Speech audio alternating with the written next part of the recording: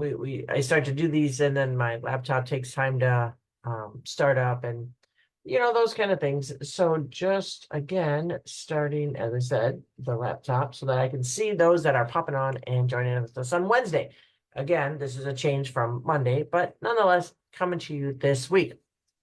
So I hope that everybody had a good day off last week. Monday, October 14th was a holiday, Indigenous People Day.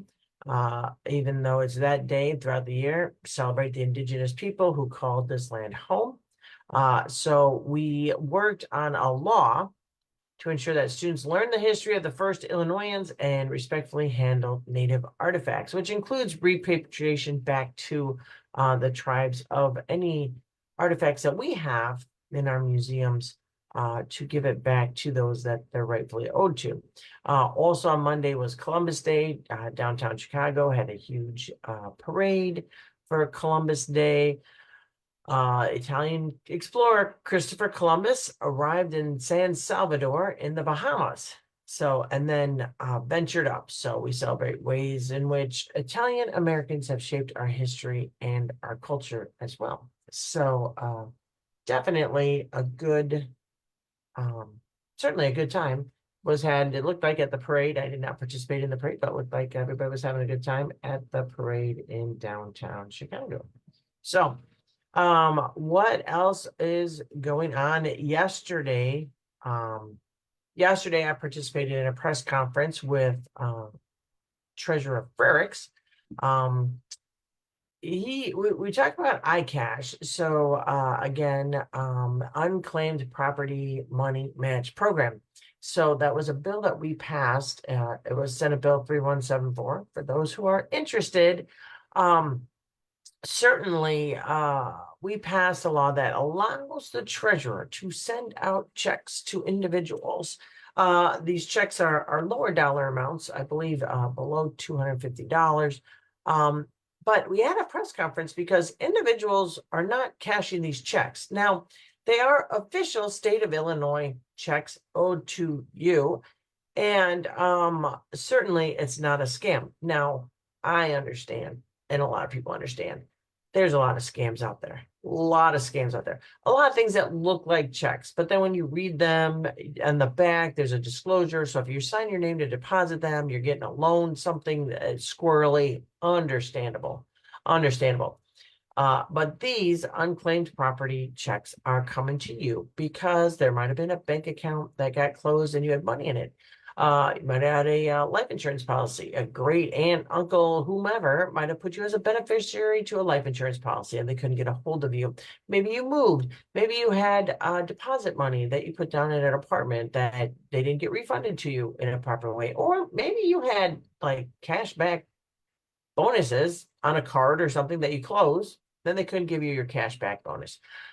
Whatever the reason is, the state treasurer has money that is owed potentially to you. So go on the iCash website, ICASH, iCash website, and the state treasurer's website, the official state treasurer's website, and look to see if you have unclaimed property. Now, some individuals, I was talking at the press conference yesterday to Senator Feigenholtz, has an individual in her district that is owed over $1 million that the state of Illinois has in her name.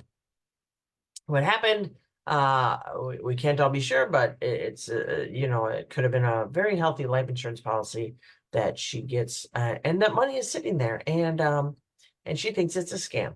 So the state treasurer's office, it's not a scam. It is certainly your money that belongs to you. So I participated in a press conference yesterday, and all the news outlets were there talking about it as well, to remind people, especially during this time of holidays, you need a couple extra dollars in your pocket, you might have it with the state treasurer's office.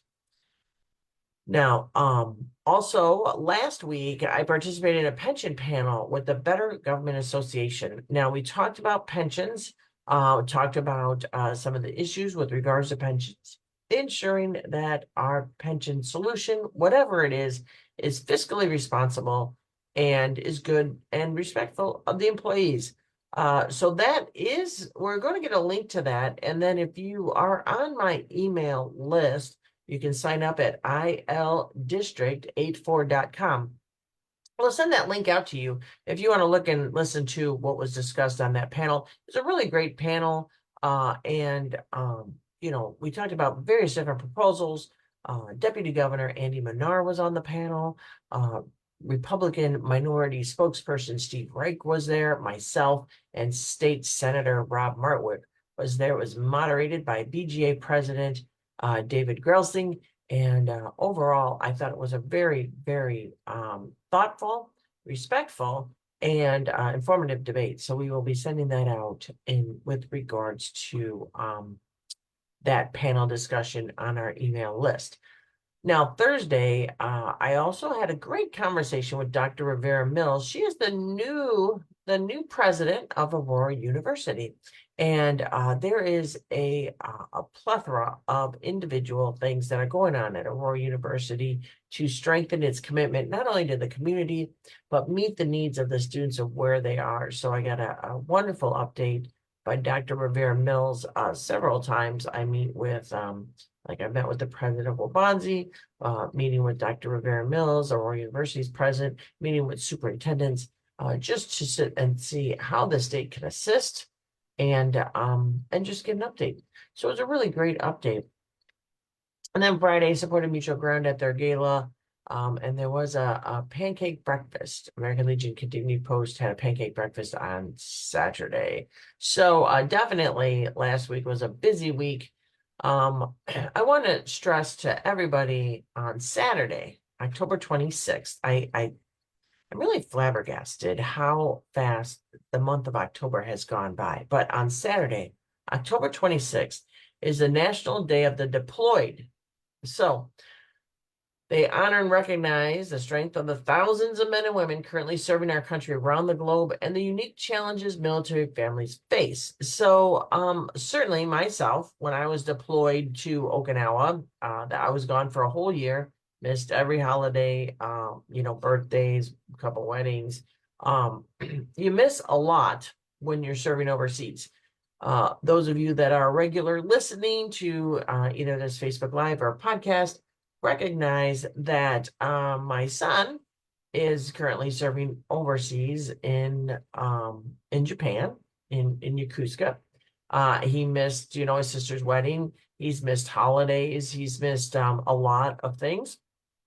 And so you got to keep the individuals that are deployed in your hearts and prayers. Now, my daughter got married, and her husband now is deployed. He's with the Army National Guard, and they just deployed. So he's over in the desert. So it affects people, but it's an honor to serve. I even though it is a bit of a sacrifice, when I was over in Okinawa, I was serving our country in the Marines, and that was my duty. And my son serving and my son-in-law serving, that's their duty. And so it's not something to look at, feel sorry for them. It is kind of a bummer that they miss these things, but in the flip side, they are ensuring our national security and doing an important job to keep America free. And there's great honor in that. And so I'm proud every day of my family, but also proud of the other families that are going through and really supporting those that are overseas. In fact, I just sent out a box to my son at the beginning of the last week. I sent it out last week, and then I got a box to my son-in-law getting ready to go pretty soon. So keep them in your thoughts, keep them in your prayers, and remember them every day. Now, we talked about this a bit. National Pumpkin Day. Believe it or not, Saturday is also National Pumpkin Day.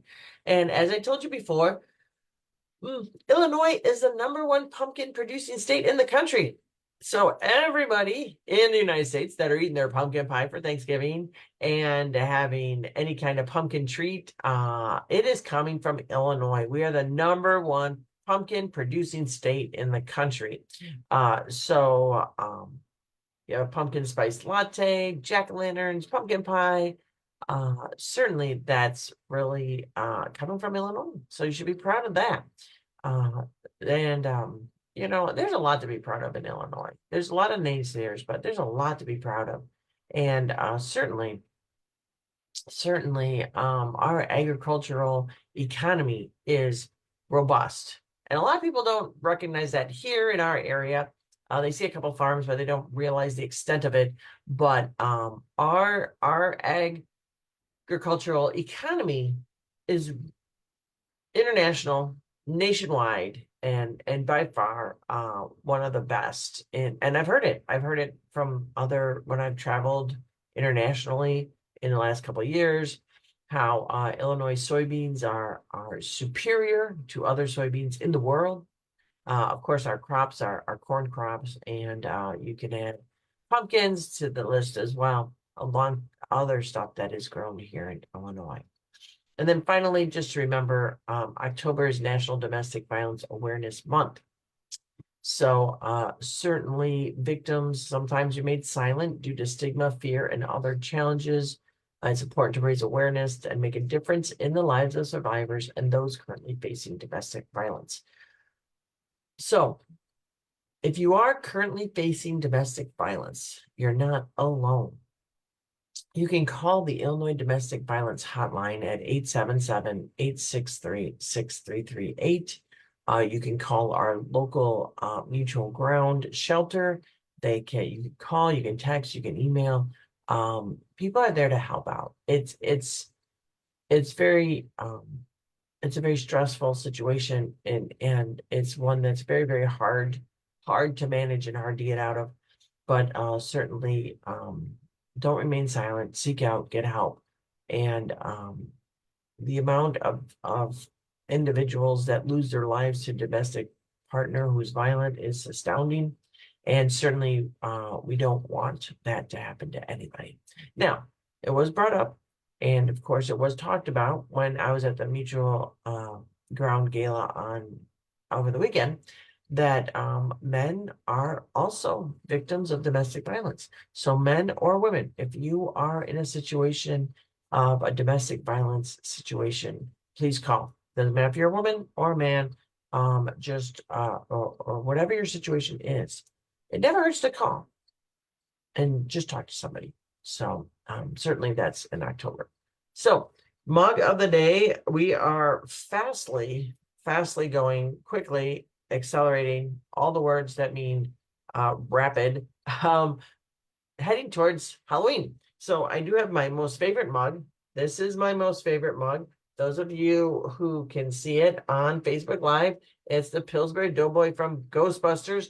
Ghostbusters was one of my favorite movies as a young person, and I have thoroughly enjoyed the remake of the Ghostbusters series as well in those movies. So no Halloween season, in my opinion, is complete without watching Ghostbusters and really just enjoying time with family. So certainly that was a wonderful experience and a great movie. And I know there's other great movies, and if anybody wants to put in the chat the great movies that they have seen, certainly Hocus Pocus is the top of them. Frankenstein, you name it, Dracula. There are so many good Halloween movies out there. Now, talking about Halloween, please look at the Halloween trick-or-treating hours for your area. Our area has Oswego, Aurora, Naperville, and Montgomery, but check out the trick-or-treating hours in your town. And certainly we hope everybody has a safe trick-or-treat. We will be Zooming again next week, right before Halloween is set to do. But there are also trick-or-trunks. And there's a lot of Halloween stuff that can go around that are kid-friendly as well. So certainly, 'tis the season. And we also have corn mazes that are going to be coming down shortly. So if you haven't gone to a corn maze, check that out as well. It's a great time. It really is a fun time. So just enjoy the season, and the trees are changing and the leaves are falling. It's just a wonderful time. I do want to give a shout out. I see that Audie is with us today. She's missed a couple, so she's finally on today. So congratulations and good morning. Some of our regular Monday mornings aren't on, but that's probably because we had to switch the date. But still wanted to give you an update. The city of Aurora yesterday had a preview of the new casino that's going up. Cranes are in the air, concrete's being poured. It's going to be up and functional, I believe, by towards the end of next year. So really looking forward to that economic engine there for the city of Aurora opening up. And then talking about casinos, as I've said before, we have COGFA, the Commission on Government Finance and Accountability. They gave out their report on the wagering, the gaming industry in the state of Illinois. The gaming industry actually increased 4.8% over FY23. So, or in FY23. So casinos had a better year, largely due to the new casinos. However, we did change a little bit of the tax structure to help them out. But they brought in more revenue. Video gaming is still robust, a 3.9% increase in video gaming. The lottery brought in more than 3.8 billion in sales, with the largest coming from the instant games. Of course, coming into November, Bet Cash is a scratch-off game, and the money goes to helping veterans organizations in our community and throughout the state. So Bet Cash, and some of the lottery scratch-offs do go to help certain specific organizations and causes. I know in November that cash goes to our veterans. Horse racing dropped. Of course, we don't have Churchill anymore. So that went down. It's the lowest in 40 years. So unfortunately, that gaming area is struggling. Sports betting generated about $190 million in tax revenue. Now, that's at the 15% tax rate. Beginning at FY25, there's a new graduated tax rate that should generate an additional $200 million on top of that. So we'll see how that goes. Believe it or not, bingo games is still a good thing. We received bingo, over $1 million in bingo taxes and $113,000 in licensing fees. Charitable games, again, we do some licensing fees with those, and pull tab jar games, we received $2 million on that. So certainly that is the wrap up of the gaming economy that we have with regards to the state of Illinois, in case you were wondering. So other things we were working on, as I talked about the state pensions, we're also talking about teacher shortages and teachers that are leaving the profession overall. So that's certainly one of the big things that we continue to look at in the state of Illinois is how we can support our teachers who are doing an important job of educating our children. I mean, that's really number one. We need to make sure our children are educated and ready for the future. And so we need to certainly look into that. So Governor Pritzker recently, and this was kind of fun, they led a delegation to Japan to look for business expansion in Northeast Illinois. So it was Governor Pritzker, President Harmon, and Speaker Welch, and a bunch of staff went on a trade mission to Japan. So they're looking at expanding operations in Northeast Illinois, working with a company called Sysmex America, Inc. So the new investments would create 110 new full-time jobs. So that's just incredible. Just continuing to work on that, which is one of the things that is really important that we need to work on. Jobs. And people, need a place to work. You take care of the family. Jobs are important. So the new investments in Sysmex America will create 110 new full-time jobs, retain the nearly 550 existing jobs in the state, and have the company grow and meet increased customer demand for its innovative medical diagnostic technologies and products. So they manufacture medical diagnostic equipment and very, very important product, of course. And they are the fourth largest foreign direct investment partner by employee in Illinois. Japanese firms employ more than 56,000 Illinoisans in 1,600 locations for 450 companies. So having a partner with Japan, I know it's sometimes it's hard to realize, but because we live here in our communities, but business is global. And having strong partners with Japan and other business partners it's a win-win that we work together with on a global sphere of working with international companies and providing jobs for folks here in Illinois, in our state. So certainly that is what we are continuing to do. So it was a very, very, they met with all sorts of other companies and leaders of Japan. So it was a very successful trade visit.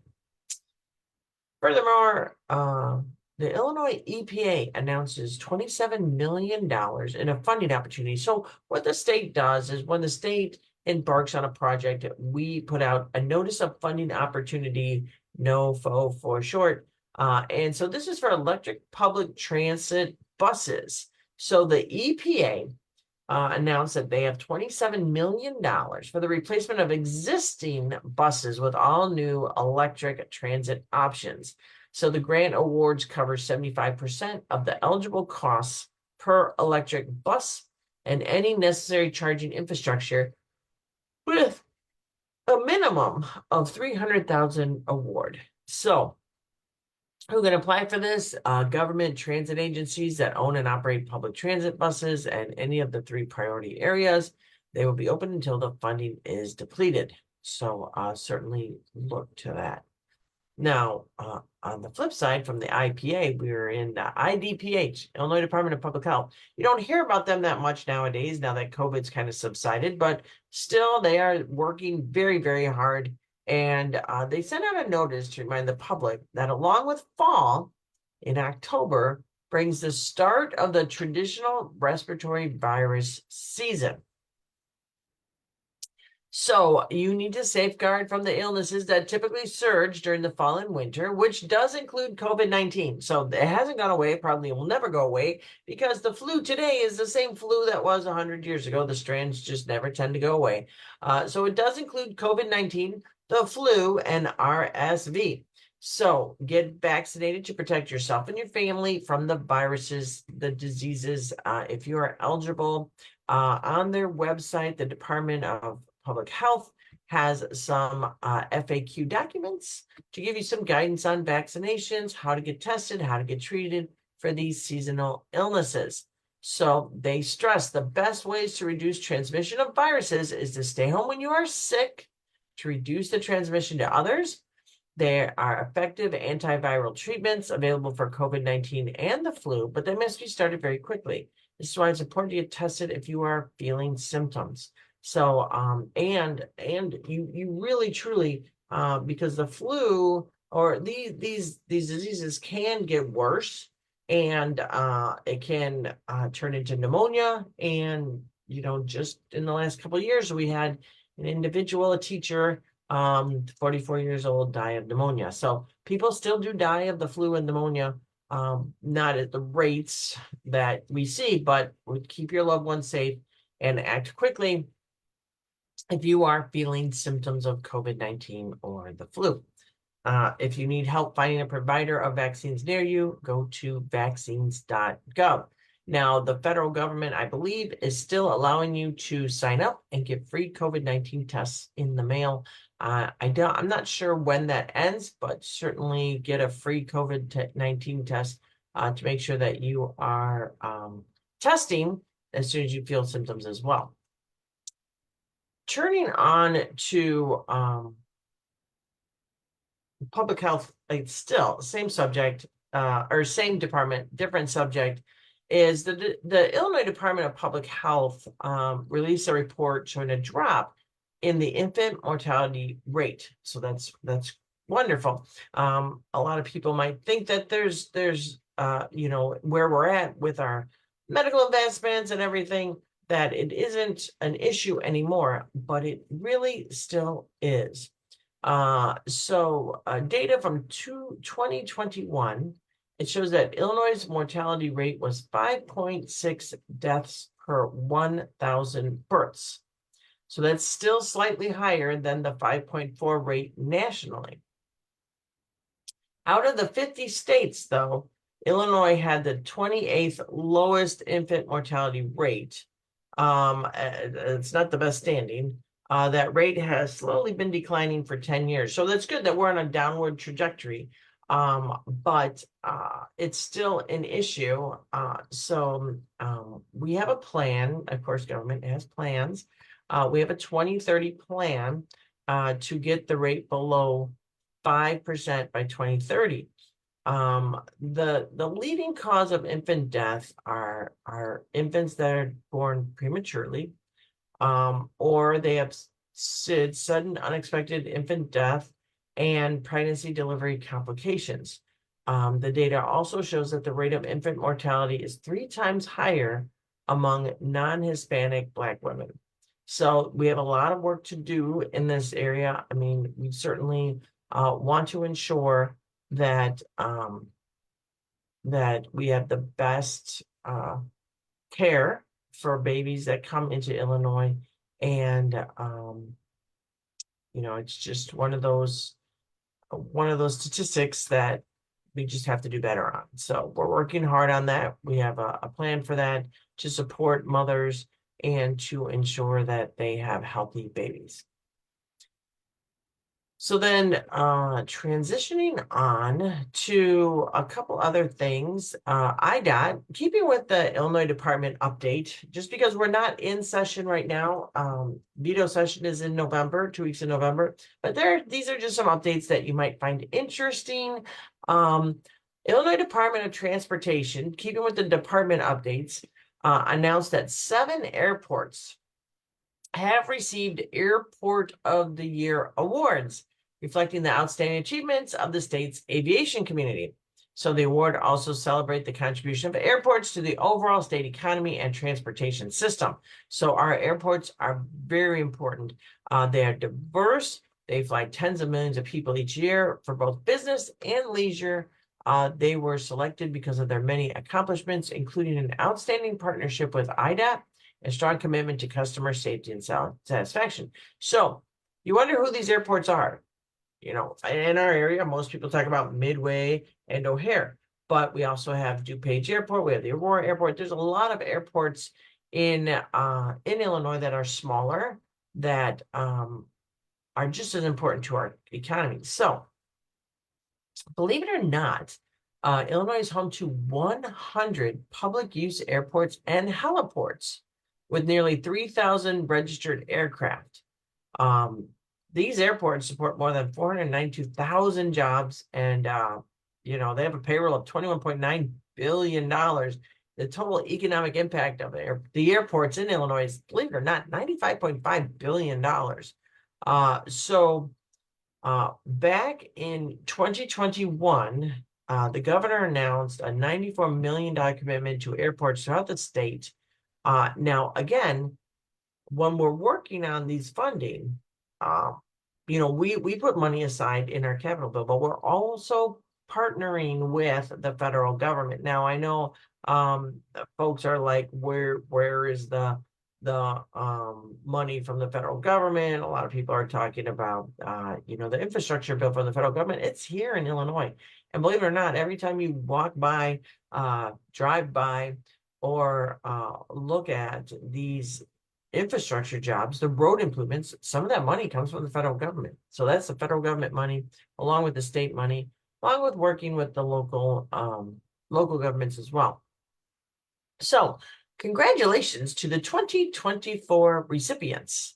General Wayne Downing Airport is the primary airport of the year. The St. Louis Regional Airport is the reliever airport of the year. Jacksonville Municipal Airport is the large general aviation airport of the year. Crawford County Airport is the small general aviation airport of the year. Wolford's Airport is the private airport of the year. Brussels Heliport is the heliport of the year. And Mount Vernon Airport is the aeronautical event of the year. So congratulations to those airports.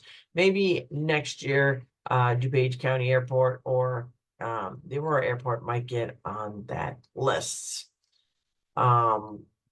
So furthermore, going on driver's license and state ID renewals. So we have been talking about the transformation that the Secretary of State office has been going through.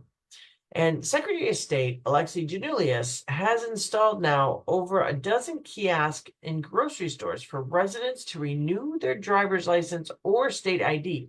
Now, 17 other states already have done this program. So the kiosks are meant to be, for the most part, an ATM for DMV services, giving residents more flexibility and streamlining DMV transactions because you're already going to the grocery store.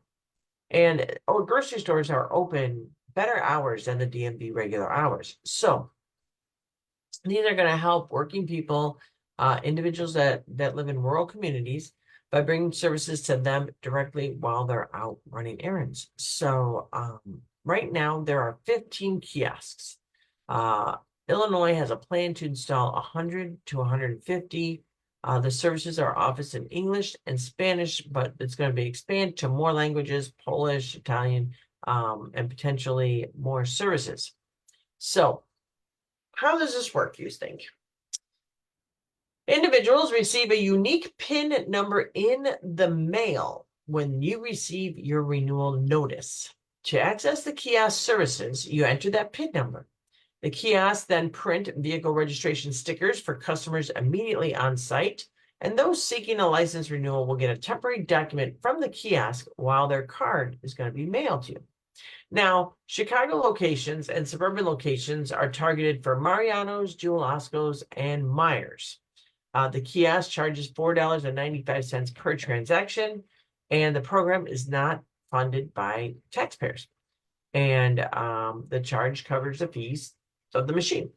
So I have not been informed of one in our Mariano's, Jewel-Osco, or Meyer around us, but hopefully they'll be coming to a place by us because it is a wonderful initiative for working people and individuals that are, jump in to get a gallon of milk and renew your driver's license. Making life a little bit simpler for everyday people is always something that's important. The Illinois Department of Labor On-Site Safety and Health Consultant Program announced Diamond Envelope Corporation, an Aurora-based company, has achieved the Safety and Health Achievement Recognition Program status. So it recognizes small business employers who operate an exemplary injury and illness prevention program. So congratulations to that individual, that company. So congratulations to them. And then finally, circling back to the state treasurer's office, began talking about him.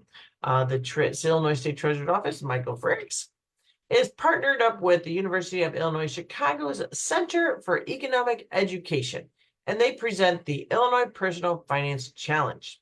So this is for students who, with a motivating opportunity to build, apply, and demonstrate their knowledge of areas such as earning income, spending, saving, managing credit, investing, and managing risk. It works with high school teachers. They have to register at least one team of 3 to 4 students. Teachers can have multiple teams. Online teacher registration for the fall testing window is open now through December 9th. And it's an online exam, so high school students compete in the first round of the competition online, with an opening testing window from November 18th to December 13th.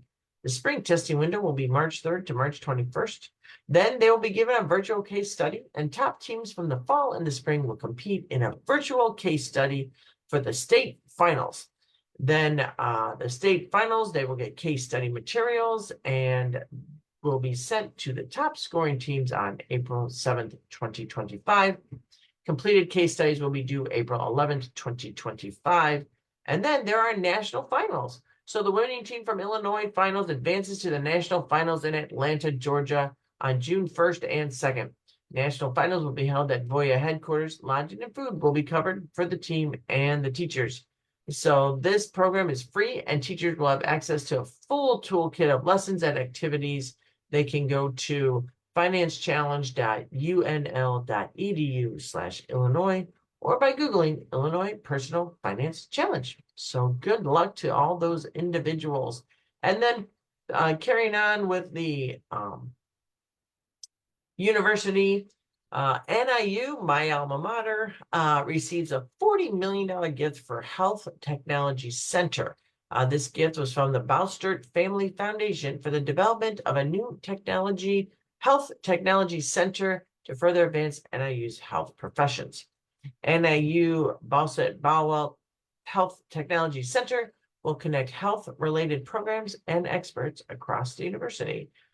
So congratulations. The gift was made, as I said, by James and Theo Bowell Boustert through the Boustert Family Foundation in 1971. James co-founded Cardiac Pacemakers, Inc., a former St. Paul, Minnesota-based manufacturer of implantable cardiac rhythm management services, such as pacemakers and defibrillators. They were acquired by Eli Lilly in 1978 and is now a subsidiary of Boston Scientific. So the new center is expected to begin construction in 2026 with a budget of $87 million. The State of Illinois Capital Development Board designated $77 million to the project. Of that amount, NIU received $7.7 million for planning and design efforts to begin in 2022. My apologies. They began in 2022. Furthermore, keeping on the subject of NIU, NIU made the difficult decision of closing down Laredo Taft at the end of this year. Laredo Taft has been around since the 60s and provide a valuable amount of instruction and outdoors education for children throughout Illinois. My children went to Laredo Taft. It was really a highlight of their experience in school. In talking to NIU, trying to work with them with regards to the best course forward for Laredo Taft, and it is on my radar. So we're working hard on that in discussions with NIU, and of course, the representative of that area, Representative Kikert, and seeing what can be done, various options that would be available to, make sure that children still have an opportunity to enjoy the outdoors and outdoor education. Laredo Taft had been running a deficit for many years, and it was a purely budgetary decision, not one taken lightly by NIU. But I appreciate NIU. They're working with the state to try to have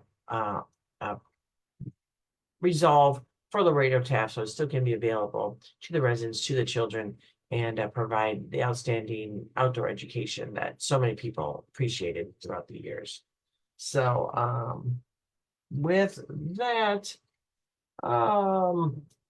let's see. Furthermore, anything else? UIC receives a $1.5 million grant for maternal health. So we talked about the infant mortality rate, maternal health, mother's health. The University of Illinois Chicago is one of 19 facilities receiving a grant through the federal initiative to develop innovative strategies to address the maternal health crisis as well. So certainly Illinois and Illinois' public education system and higher education system is really top-notch, and is again another thing that we are going to be proud of. And then Illinois State Trooper was awarded the Medal of Honor after suffering injuries in a crash. So Governor Pritzker presented the Illinois Law Enforcement Medal of Honor to Trooper Brian Frank last Tuesday. A vehicle collided with Frank's squad car while he was responding to a traffic crash, which caused severe traumatic brain injuries. The Medal of Honor is awarded to officers who have been killed or seriously injured in the line of duty and those who have displayed exceptional bravery or heroism while performing their duties. The driver of the other vehicle was charged with aggravated reckless driving and violated the move over law. Again, we cannot stress and talk enough about the move over law. If you see a vehicle in the shoulder, move over. It's not that hard. Slow down, move over. If you are in a lane that is not by the shoulder and you see a car in the shoulder, slow down. Let somebody move over into your lane. Let's all work together so that we can all have safer roads to live on. So then, other than that, we are certainly University of Chicago. I think I talked about this before, but Nobel Prize in Economics was awarded to the University of Chicago professor James Robinson. He's an economist and a political scientist at the University of Chicago. He was awarded the Nobel Prize in Economics Monday, along with two professors from the Massachusetts Institute of Technology. They received the award for work on the differences in proprietary among nations and the role institutions play in economic progress. It was I really did. I watched the interview of him, and it was really fun because he was in disbelief when he received the news that Monday. He didn't believe it. He had spent decades researching and writing about this subject, and he said he was sleeping with his phone off. So his wife woke him up and said, "You have to get up. You won the Nobel Prize." And he thought that she was kidding. So Robinson and his colleagues found that the societal institutions formed during European colonization had a lasting impact on the wealth and propensity of nations based on whether they included or exploited the indigenous population. The history perspective provides a potential causal reason as to why some countries have flourished economically, while others have fallen into poverty. He is the 101st scholar associated with the University of Chicago, receives a Nobel Prize, and the 34th to receive the Nobel Prize in Economics. So certainly that is quite wonderful to again, another great thing about Illinois. I can't express that enough, that Illinois is really doing a great job. So then the Chicago Marathon, there are 3 men who have run every Chicago Marathon since 1977. They are now in their 70s, but they're not going to break the streak. So what did they do the night before running the first Chicago Marathon in 1977? Ate pepperoni pizza and drank red wine. So that was Randy Burt, and he got stomach cramps during the race, but it sparked his lifelong passion for marathons. Now, 45 marathons later, Burt from Antioch was in the Chicago Marathon, 46 Chicago Marathon at age 76. Alongside Burt are George Mueller, he's 76 from Chicago's Streeterville neighborhood, and Henry Kozlowski, 74 from Wilmette, who have also competed every Chicago Marathon since its beginning. So the 3 men, they started as untrained amateurs. They learned from their early experiences and developed race day routines that have helped them stay committed. Burt now starts his race day at 2:30 a.m. He doesn't eat pizza anymore. He does power gels and bananas. Kozlowski keeps up the tradition of wearing his high school gym shorts for every marathon, and Mueller sticks to homemade lasagna the night before the race. As they age, the focus has shifted from breaking records to simply finishing the race and staying active. Burt hopes to run the 50th Chicago Marathon, marking his 100th marathon by the time he turns 80, while both Kozlowski and Mueller plan to continue running for as long as they can. So the race was October 13th. It's a 26.2-mile course that weaves through 29 neighborhoods of Chicago's northwest and south sides. The flat course is known for breaking records, and Sunday was no different, as Kenya's Ruth Chippenwich won the marathon with the official time of 2 hours, 9 minutes, and 56 seconds to become the first woman in history to run under 2 hours and 10 minutes. I have nothing for that. When I go out and run, I'm like a 13-minute mile, so I'm not even coming close to 26 miles, 26.2 miles in under 2 hours. That is just inconceivable. Amazing, but inconceivable, and just really, really cool. So congratulations to the winner, and congratulations to our Illinois residents who are marathon maniacs every single time. Good luck to them. That's awesome. I'm not even close to 74 or 76, nor have any inclination to run a marathon, but you never know. I might do it next year. I might just get the bug. You never quite know, right? And then the Pentagon restores honor to more than 800 LGBTQ veterans after Don't Ask, Don't Tell discharge review. This is significant. In 1993, individuals allowed gay and lesbian individuals to serve in the military as long as they did not make their sexuality public.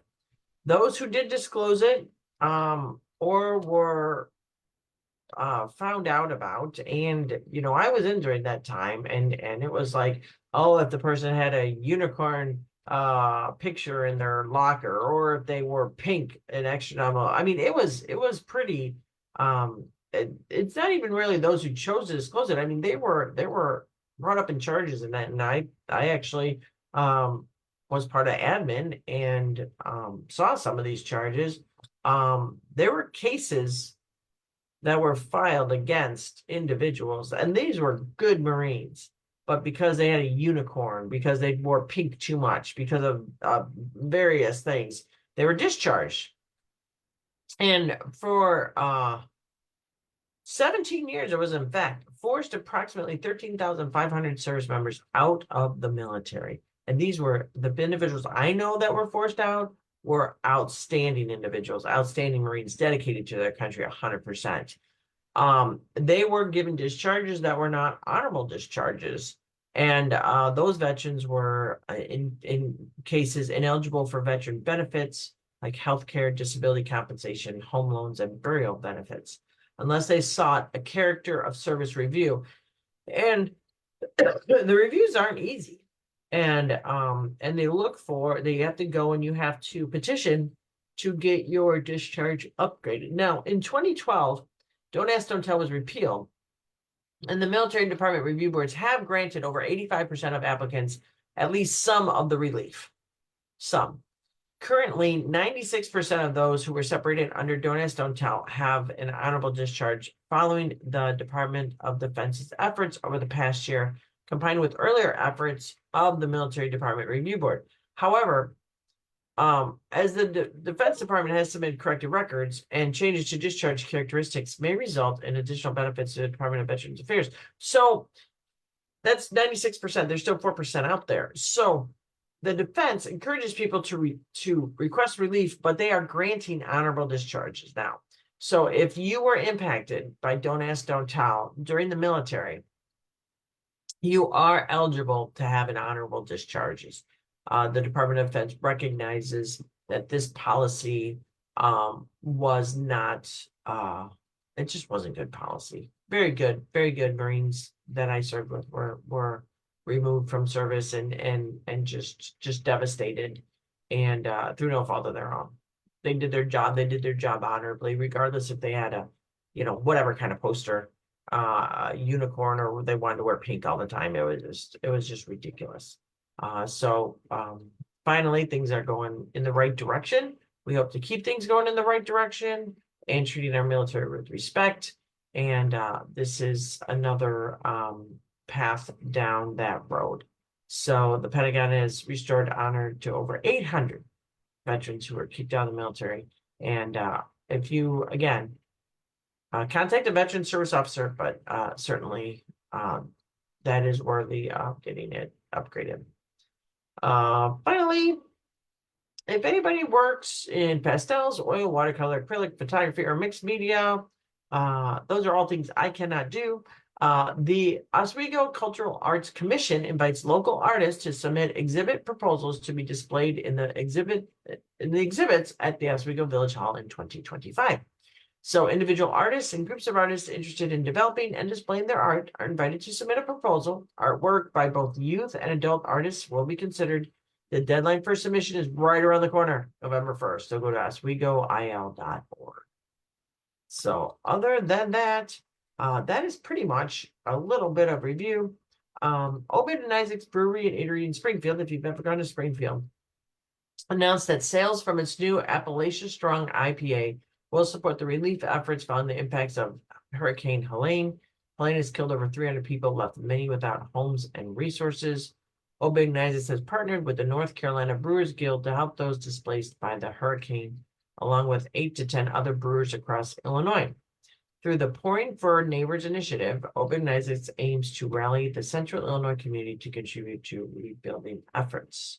It will launch on October 25th, and the portions of the proceeds go directly to the recovering efforts. So $1 of every pint of the specialty brew IPA will be donated to the Western North Carolina Relief Fund, with the Kahn family matching each donation dollar for dollar. That's the family that owns the brewery. Funds go towards supporting local organizations working on the ground. You can also donate directly to Pouring for Neighbors. You can donate directly to the Western North Carolina Relief Fund. You can donate to the Red Cross. There are many avenues that you can help with the devastation of the storms, and it is very much appreciated and needed. So with that, I will just finish with computer science programs. My daughter was talking about getting a computer science degree along with her CPA degree. So the last 10 years, the number of women at Illinois colleges and universities in computer science programs have doubled from 11% to 21% to over 21%. Not as diverse as the overall population, but a study by the University of Illinois Discovery Partners Institute shows that in addition to women, the programs that were overwhelmingly white and male have nearly doubled, and Asian students and Latino students enrolled as well. African American students have declined a bit, less than 1%. However, still working to diversify many of those jobs that are good paying jobs that are so important, and computer science programs are really important as well. Overall enrollment in computer science programs have doubled in the last 10 years. There's just a demand for it. So with that, have a great Wednesday. It's not Monday. You have a half of a week and then the weekend. So I hope you enjoy the weekend before Halloween and have just a wonderful time with your family. I hope you have a safe weekend as well. Why don't you go to a corn maze and just enjoy the fall weather? So with that, again, as I mentioned, the Illinois Department of Public Health, COVID is on the rise. The flu's on the rise. Get your shots, get your vaccinations, and certainly be safe.